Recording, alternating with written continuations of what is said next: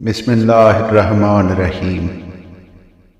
حضرت آدم علیہ السلام کے واقعات بفرمان معصومین علیہ السلام کا 17واں اور آخری حصہ آپ ملاحظہ فرما رہے ہیں۔ اگر آپ نے پہلے 16 حصہ ملاحظہ نہیں فرمائے تو مکمل معلومات کے لیے پہلے وہ دیکھ لیجیے۔ امام جعفر صادق علیہ السلام سے منقول ہے کہ جب حضرت آدم علیہ السلام نے وفات پائی اور حضرت پر نماز کا وقت آیا تو ہیبت اللہ نے جبریل علیہ السلام سے کہا کہ اے فرستادہ خدا آگے بڑھو اور اللہ تعالیٰ کے پیغمبر پر نماز پڑھو۔ جبریل علیہ السلام نے کہا ہمیں اللہ تعالیٰ نے حکم دیا تھا کہ تمہارے پدر کو سجدہ کرے، لہذا ہم آپ کے نیک فرزندوں پر تقدم نہیں کر سکتے اور تم ان کے نیک ترین فرزند ہو۔ بس ہیبت اللہ آگے کھڑے ہوئے اور حضرت آدم علیہ السلام پر نماز پنجگانہ کے آداب کے مواقف تکبیریں کہیں، جیسا کہ اللہ تعالیٰ نے امت محمد صلی اللہ علیہ وآلہ وسلم پر واجب قرار دیا ہے۔ یہ سنت اولاد آدم میں قیامت تک کے لیے جاری رہے گی۔ حضرت رسول اللہ صلی اللہ علیہ وآلہ وسلم نے فرمایا کہ حضرت آدم علیہ السلام نے میوہ کی خواہش کی، ہیبت اللہ حاصل کرنے کے لیے گئے۔ جبریل علیہ السلام نے ان سے ملاقات کی، پوچھا کہاں جاتے ہو؟ کہا حضرت آدم علیہ السلام علیل ہیں اور میوہ طلب کرتے ہیں۔ جبریل علیہ السلام نے کہا واپس چلو، کیونکہ اللہ تعالیٰ نے ان کی روح قبض کر لی ہے۔ جب واپس آ کر دیکھا تو وہ رحلت فرما چکے تھے۔ پھر ملائکہ نے ان کو غسل دیا اور ہیبت اللہ سے کہا کہ آگے کھڑے ہو کر نماز پڑھے، اور اللہ تعالیٰ نے ان کو وحی فرمائی کہ 5 تکبیریں کہیں۔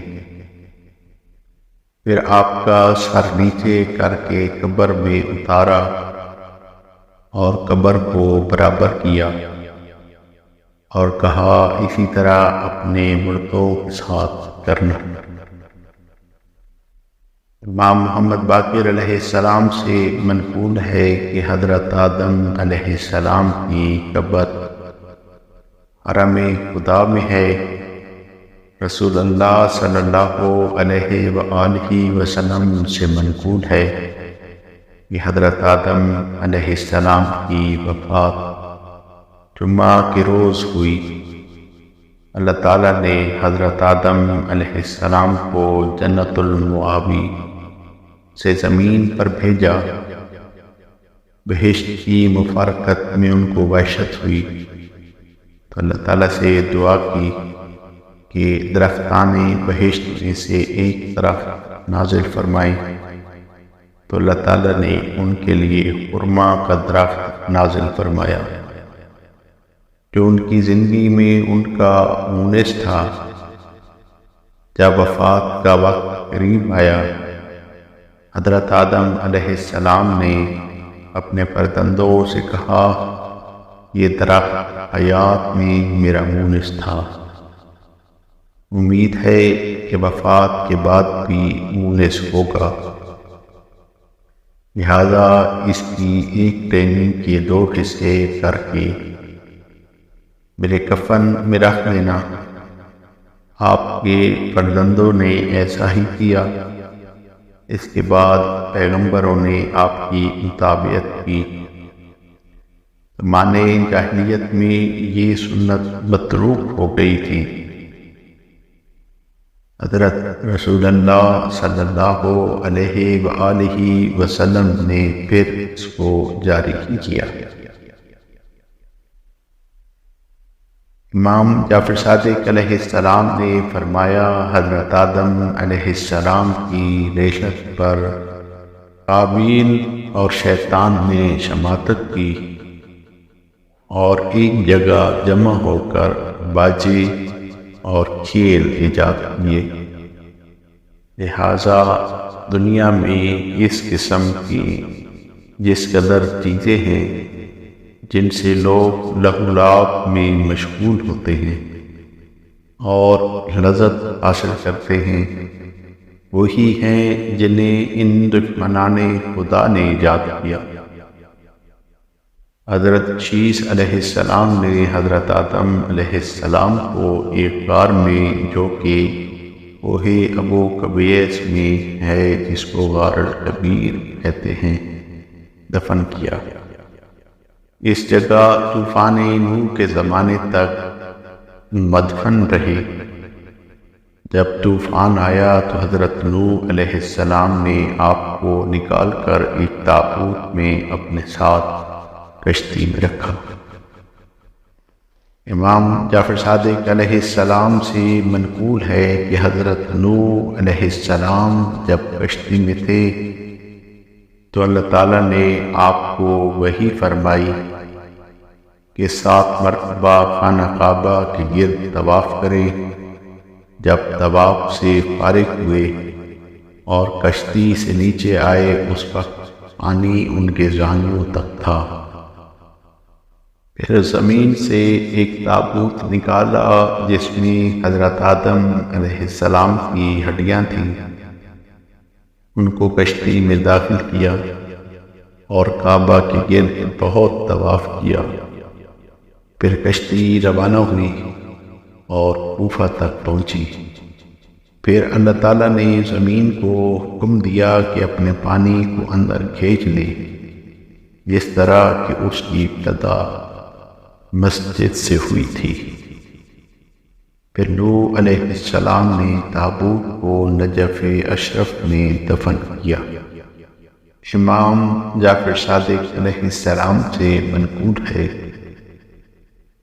کہ رسول اللہ صلی اللہ علیہ وآلہ وسلم نے فرمایا کہ حضرت آدم علیہ السلام کی عمر شریف 930 سال ہوئی، اور سید ابن طاؤس نے بحوالہ صوف حضرت ادریس علیہ السلام میں بیان کیا ہے کہ حضرت آدم علیہ السلام 10 روز تپ میں مبتلا رہے۔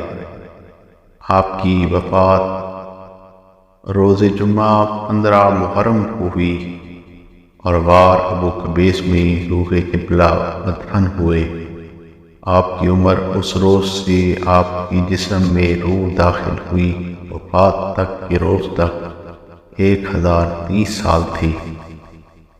آپ کے انتقال کے 1 سال اور 15 روز بعد حوا سلام اللہ علیہا بیمار ہوئی اور وہ انتقال کر گئی، اور حضرت آدم علیہ السلام کے پہلو میں مدفون ہوئی۔ سید کا بیان ہے کہ میں نے تورات کی سفر صوم میں دیکھا ہے حضرت آدم علیہ السلام کی عمر 930 سال تھی۔ امام حسن علیہ السلام نے فرمایا کہ اول جو شخص کہ حضرت آدم علیہ السلام کے بعد مبعوث ہوئے حضرت شیث تھے، ان کی عمر 1000 سال تھی، اور ابو ذر غفاری سے مذکور ہے حضرت شیث علیہ السلام کی زبان سریانی تھی، ان پر 50 صحیفے نازل ہوئے۔ حضرت آدم علیہ السلام کی عمر 235 سال ہوئی تو حضرت شیث علیہ السلام پیدا ہوئے اور آپ کی عمر 912 سال ہوئی، اور اپنے ماں باپ کے پہلو میں غار ابو قبیس میں دفن ہوئے۔ سید ابن طاؤس نے ذکر کیا ہے کہ میں نے صحیفہ ادریس میں دیکھا ہے کہ اللہ تعالیٰ نے حضرت شیث علیہ السلام پر 50 صحیفے نازل فرمائے، جن میں اللہ تعالیٰ کے وجود کے دلائل، فرائض، احکام، سنن اور شرائع اور حدود الہی مربوط تھے۔ حضرت شیث علیہ السلام مکہ میں رہتے تھے اور ان صحیفوں کو اولاد آدم کو سنایا کرتے تھے، ان کی تعلیم فرماتے تھے، اللہ تعالیٰ کی عبادت کرتے اور کعبہ کو آباد رکھتے تھے، حج و عمرہ بجا لاتے تھے، یہاں تک کہ آپ کی عمر 912 سال ہوئی۔ جب آپ بیمار ہوئے تو پھر فرزند ایوس کو اپنا وصی بنایا، ان کو تقوی و پرہیزگاری اور اللہ تعالیٰ سے ڈرتے رہنے کی تاکید فرمائی۔